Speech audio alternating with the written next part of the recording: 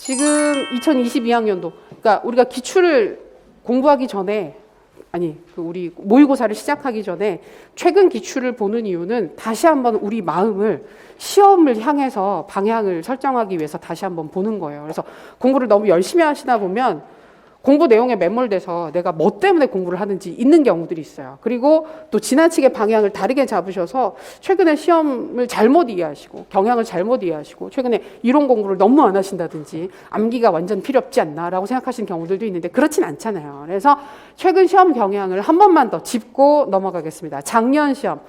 우리 지금 자료에 보시면 작년, 재작년, 그 이전에서 3년분의 기출문제가 간단하게 제시되어 있는데요. 3년 동안 문제가 바뀌었어요.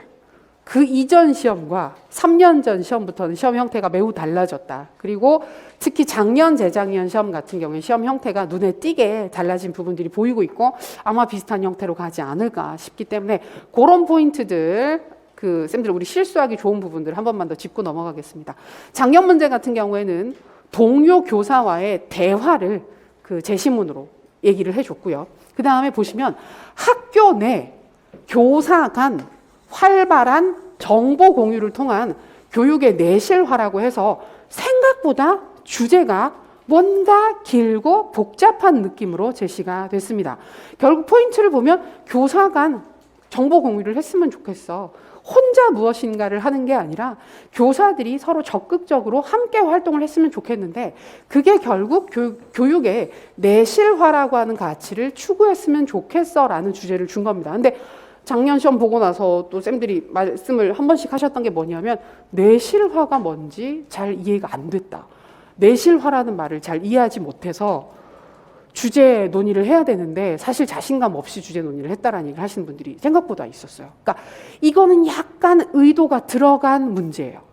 의도가 최근에 되게 얘기가 많이 나오는 게 문해력, 독해력 이슈들이 있잖아요. 그래서 글을 다 읽고 얘기를 하긴 하는데 암기를 해서 외웠던 내용들을 다 얘기를 하긴 하는데 사실 그것이 진정하게 어떤 의미나 뜻을 가지고 있는지에 대해서 잘 모르는 것일 수도 있어 라는 그런 의문, 염려가 좀 있었던 것 같아요. 그래서 내실화라는 게 별게 아니잖아요. 내적인 실속을 다진다. 결국 우리가 좋아하는 표현으로 돌리면 질적 수준 높이기 위해서 더 실속 있고 가치 있는 교육을 제공하기 위해서 교사들이 함께 하면 뭐가 좋을까? 이 얘기를 하는 거거든요. 그래서 앞으로 우리 시험에서 약간 표현이나 이런 부분들이 조금은 익숙하지 않은 책에서나 나올 법한 느낌의 표현들이 나올 가능성도 좀 있다. 근데 그렇다 손 치더라도 그러니까 우리가 최대한 그런 부분들 많이 연습도 하고 보긴 할 텐데 아마 이 뜻이지 않을까? 문맥상 접근을 해주셔도 괜찮을 것 같아요.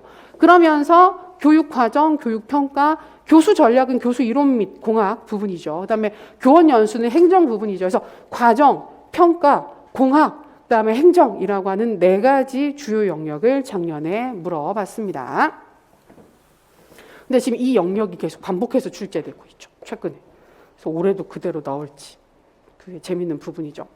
그러면서 제시문 내용에서 이런저런 정보들이 있었는데 그 전에 배점 부분을 보시게 되면 아마 느끼시겠지만 배점이 매우 길어졌습니다. 배점에서 물어보는 항목이 아주 구체적으로 변하고 있다는 거, 딱딱 찍어서 물어보고 있다라고 하는 거. 그래서 교육과정 파트에서도 보시면 송교사가 언급한 교육과정의 수직적 연계성이 학습자 측면에서 갖는 의의를 2가지를 써라. 활용 문제입니다. 그리고 송교사가 계획하는 교육과정 재구성의 구체적인 방법. 자, 이거는 제시문 조건에 맞는 활용 문제입니다. 이걸 잘못 이해하시는 경우들이 꽤 있다. 그러니까 이걸 보시고 이론 공부할 필요 없어. 교육과정 재구성 방법은 어느 정도 정해져 있으니까 그냥 그거 외워서 아무거나 쓰면 되지 않나? 또는 정반대로 아무거나 쓰면 되지 않나? 학교에서 교육과정 재구성하는 방법도 되게 많으니까 아무거나 쓰면 되지 않나? 라고 인식하는 경우들이 있는데 그렇지 않다. 제시문 조건이 되게 명확하게 드러나 있다. 그래서 제시문 부분 다시 한 번만 보시면 수직적 연계성의 개념을 제시를 해주죠.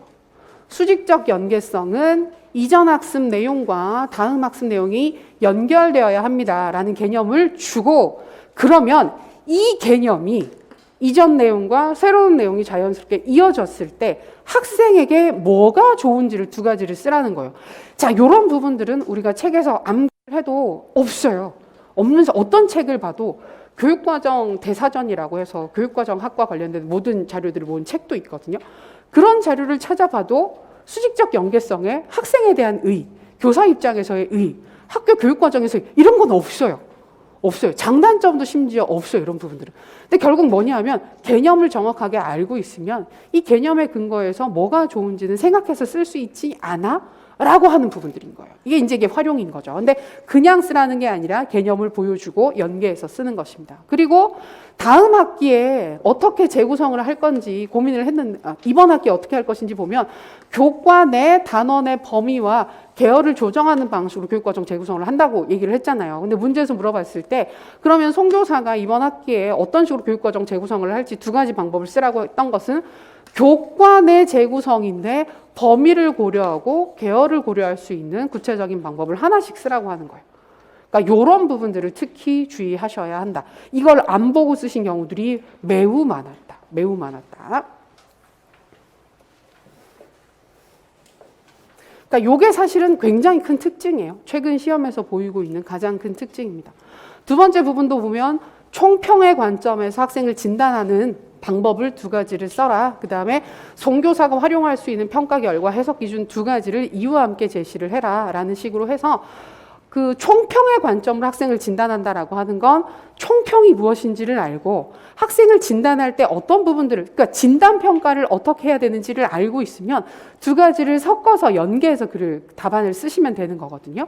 그리고 송교사가 활용할 수 있는 평가 결과의 해석 기준이라고 하는 것은 여기 선생님이 김 교사가 우리 학교에서는 평가 결과로 학생 간 비교를 하지 않으니 학기말 평가에서는 다양한 기준을 활용했으면 좋겠어요. 그럼 이 다양한 기준이 무엇이 되느냐? 뭐만 아니면 된다? 학생 간 비교가 아닌 기준이기만 하면 된다는 겁니다. 그럼 뭐가 있어요? 우리 알고 있잖아요.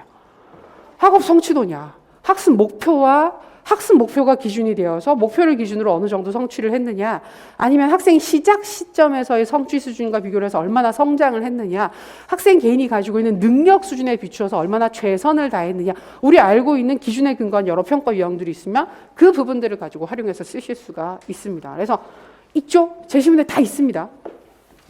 근데 제시문에 있는데 내가 다양한 평가의 종류를 알지 못하면 쓰기가 어려워요. 준거 참조 평가가 어떤 평가고 성장 지향 평가, 능력 참조 평가가 무엇인지를 정확하게 알지 못하면 원하는 답을 깔끔하게 쓸 수는 없습니다. 그러니까 결국은 이론적 지식과 그다음에 그것이 활용되는 구체적인 상황이 다 연계가 되어 있더라.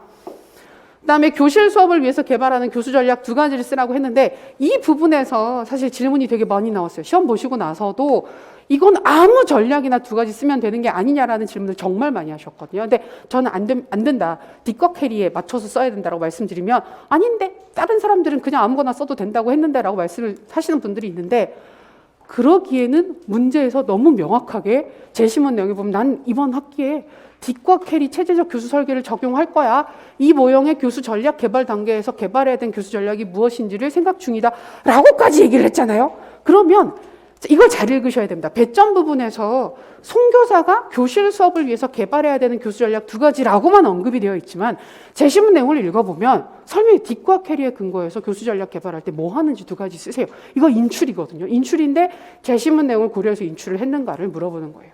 근데 교수이론 공학은 인출이 나옵니다. 해마다 문제가 아무리 활용으로 가도 교수이론 및 공학 파트에서는 인출 부분이 1, 2점씩 꼭 들어가 있어요. 확인하셔야 되고요. 그다음에 이제 온라인 수업에서 고립감 해소를 위해서 활용할 수 있는 교수학습 방법을 적합한 테크놀로지와 함께 제시를 해라. 요거는 고립감 해소만 되면 뭘 써도 됩니다. 테크놀로지 두 개를 쓰라고 했으니까 방법과 연계를 해서 쓰라고 했으니까 좀 달라야 되겠죠. 너무 똑같은 걸 두 가지를 쓰면 그건 아마 감점을 했을 거예요. 자, 그리고 행정 파트에서 김 교사가 언급한 학교 중심 연수의 종류를 하나 쓰고 이 학교 중심 연수를 활성화하기 위해서 학교 차원에서 지원할 수 있는 구체적인 방안을 얘기를 하라고 했는데 여기 지금 언급하고 있는 학교 중심 연수를 보게 되면 아무런 정보가 없어요. 학교 중심 연수가 활성화되면 좋겠어요 라고 제시문에 그저 나와 있기만 한데 그러니까 이거는 가끔 이거 우리가 공부를 안 했는데 어떻게 알지? 라고 생각하시는데 연수는 결국 교사 전문성 개발이잖아요. 그러면 교사 전문성 개발인데 학교 내에서 교사들 간의 실질적인 협력이 가능한 학교 중심 연수가 무엇일까? 요쪽으로 얘기를 해주시면 된다. 그리고 활성화시키는 방안은 완전 열린 활용 문제의 성격을 띠고 있다고 볼 수가 있습니다. 그래서 요 정도인데, 요거 이제 작년 시험이 가만히 보시면 외워서 그대로 인출하는 문제가 있었는가를 한번 볼 필요가 있어요. 외운 그대로를 인출하는 파트가 있었느냐. 찾아보면 이 부분이 그나마 인출에 가깝습니다. 딕과 캐리, 교수 전략 개발 단계에서 뭐 하는지, 수업 전략 개발하는 게 어떤 활동들이 있는지 인출하는 거 하나가 있었고, 나머지 부분들은 그대로 인출이 거의 없어요. 그대로 인출이 거의 없고 연계를 해서 쓰는 부분들이 좀 있었다. 그래서 이것 때문에 쌤들이 오해를 하시고 안 외워도 되겠네. 이론 공부 안 하고 그냥 제시문에 있는 거 가지고 그냥 적당히 비벼쓰면 되지 않나? 라고 하기에는 우리가 알아야만 쓸 수 있는 사항들이 교육과정 재구성에서 범위가 뭔지, 계열성이 뭔지, 개념을 알고 있어야 조건을 맞출 수 있습니다. 그냥 범위를 고려해서 재구성을 해요 라고 쓰면 그건 답이 될 수는 없는 거거든요. 범위를 고려했을 때는 어떤 식으로 재구성을 해야 되는지를 써야 되는 거잖아요. 그러니까 그런 부분들, 그다음에 총평으로 진단을 하라고 했으니까 총평을 어떻게 하는지, 진단을 어떻게 하는지를 알고 있어야 답을 쓸 수가 있는 거잖아요. 그러니까 이런 식으로 활용이긴 한데 대부분 다 이론적 토대가 필요한 사항들이었다. 그래서 우리가 이런 열심히 공부를 하고 그걸 활용해서 쓴 연습들을 하시면 되겠습니다. 그리고 이거 지금 재작년이죠. 2년 전 문제인데 요때 확 티가 났어요. 확 티가 나서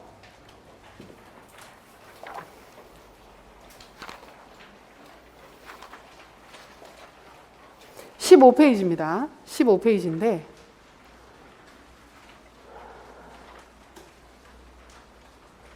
요 시험이 약간 분기점이 되는 시험. 명칭을 물어보지 않으려고 애를 쓰는 시험 형태로 확 바뀌었어요. 그래서 유형들을 찾는 부분들은 다 있었습니다. 근데 찾고 나서 이름을 요구를 하지 않았어요. 명칭을 요구하지 않고 그것과 관련된 장단점이나 실행 방안 쪽으로 문제가 다 출제가 된 겁니다. 근데 이제 작년이란 재작년 시험은 확실히 좀 달라 보이는 포인트가 뭐냐 하면 재작년 시험은 처음으로 그 3년 전 시험부터 약간 바뀌긴 했는데 요 시험을 보게 되면 스나이더 물어볼 때도 그 김 교사가 언급한 기존 관점의 장단점, 새롭게 관심을 가지게 된 관점에 적합한 교육과정 운영 방식 두 가지를 쓰라 그러면서 제시문을 읽어보면 각각의 개념이 지나치게 많이 언급이 되어 있어요. 그래서 어떤 부작용이 있느냐 하면 이렇게 문제를 출제를 하면 정말 전혀 몰라도 그 사항에 대해서 내용을 전혀 알지 못해도 제시문에 있는 내용만을 가지고 장단점을 유추해서 쓰고 운영 방안을 실제로 쓸 수 있는 거예요. 근데 또 포인트가 뭐냐면 그럼 이 영역을 공부를 하면 더 잘 쓰냐? 아니었다는 거예요. 이 유형들을 정확하게 개념을 알고 있어도 개념까지만 아는 것이기 때문에 제시문에 나와 있는 내용 이상 다른 내용을 공부해서 알고 있는 게 없는 문제였어요. 그러면 이 이론을 공부한 사람과 공부하지 않은 사람의 답안에 차이가 없습니다. 그게 재작년 시험의 특징이었습니다. 그래서 그 부분을 약간 보완을 한 게 작년 시험이에요. 그래서 작년 시험은 제시문을 읽어보면 설명이 그다지 많이 없어요. 설명이 많이 없고 이 이론에 이런 기법을 활용하면 좋을 것 같아요 라고 오히려 명칭을 주는 거예요. 작년 시험부터는. 명칭을 주고 개념을 알고 있으면 이걸 활용해서 구체적인 실행 방안을 써봐. 장단점이 뭐가 있을지 얘기를 해봐. 이런 식으로 바뀌게 됐습니다. 그래서 그렇게 되면 공부를 해서 내용을 알고 있어야만 활용 방안을 쓸 수 있었던 거고 재작년 시험은 그때 진짜 그래서 얘기가 나왔던 게 공부 안 하고 제시문만 읽고 거기 있는 거 가지고 써도 답을 쓸 수는 있네? 라는 그 차이가 있는 거예요. 그래서 여기도 보면 두 번째도 김 교사가 적용하고자 하는 평가 방식이 가지는 효과 두 가지를 쓰라고 했는데 읽어보면 자기평가거든요. 학생이 스스로 자신을 평가했을 때 평가하는 방법을 쓰고 싶어. 우리 자기평가하면 그 정도 알고 있잖아요. 그럼 자기평가 쓰면 장점, 공부를 했던 안 했던 비슷한 장점을 쓰게 되는 것입니다. 그리고 이 부분은 이제 조건이 있었죠. 온라인 수업을 위해서 추가로 파악해야 되는 특성 이런 건 정리가 되는데 마지막 행정 파트도 보시게 되면 그 이상적 모형과 합리 모형과 점증 모형을 개념을 다 줬어요. 다 주고 나서 요 먼저 그 언급되어 있는 모형의 단점을 두 모형의 단점을 하나씩 쓰라고 했는데 점증 모형의 개념과 합리 모형의 개념이 다 있었기 때문에 혹시 못 찾더라도 장단점을 유추해서 쓸 수 있게 만들어버린 거예요. 그래서 여기서 우리가 좀 봐야 되는 건 재작년 시험에서 처음으로 명칭을 물어보지 않고 활용 형태로 시험이 출제가 됐을 때는 제시문에 상당한 정보를 줘서 공부를 한 사람과 그렇지 않은 사람의 격차가 오히려 줄었습니다. 근데 작년 시험은 그렇지 않았다. 작년 시험은 명칭만 주고 개념을 공부한 사람과 그렇지 않은 사람의 차이가 존재를 했고, 활용을 해서 쓰는 부분에 있어서 이제 그 연습을 한 경우와 그렇지 않은 경우에 차이가 있었다는 거예요. 그래서 올해 시험은 이제 그런 부분들을 감안을 하면, 그리고 재작년 시험과 작년 시험의 채점 부분도 고려를 해보면, 재작년 시험은 제시문의 정보가 너무나 많았었기 때문에 거기에 관련된 내용들을 조금씩 끌어다 쓰면 채점자가 점수를 안 주기가 힘들어요. 아, 어려운데? 이런 거 있는데 틀린 얘기는 아닌데?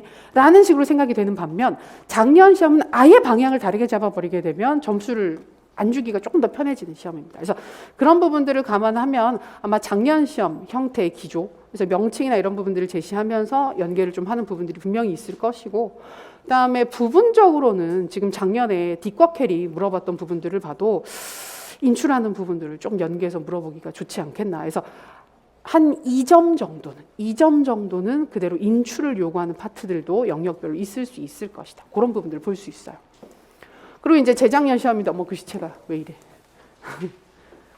3년 전 시험이죠. 3년 전 시험 같은 경우에는 지금이랑 형태가 조금 다르긴 하지만 활용을 좀 적극적으로 하려고 하는 모습이 보였던 시점입니다. 그래서 참고하기 좋은 부분은 교육과정 쪽 문제예요. 교육과정 문제를 보시면 B교사가 말한 영교육과정이 교육 내용 선정해주는 시사점을 하나 쓰고, 그 다음에 B교사가 말하는 교육과정 조직 방식의 명칭을 써라.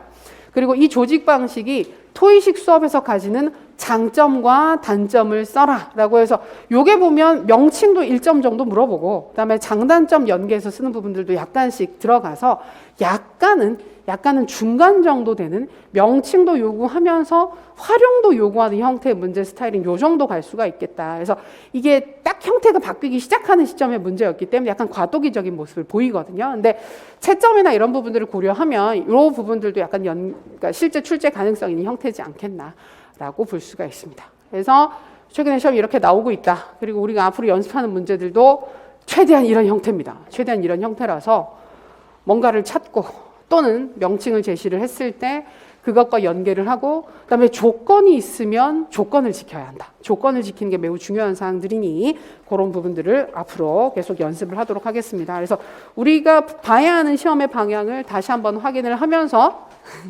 첫 번째 시간 마무리를 하겠습니다. 잠을 깨시고요. 우리 두 번째 시간에 진단평가 볼 거거든요. 그래서 정신을 우리 바짝 차리고 다시 이어서 보도록 하겠습니다. 10분 쉬고 시작할게요.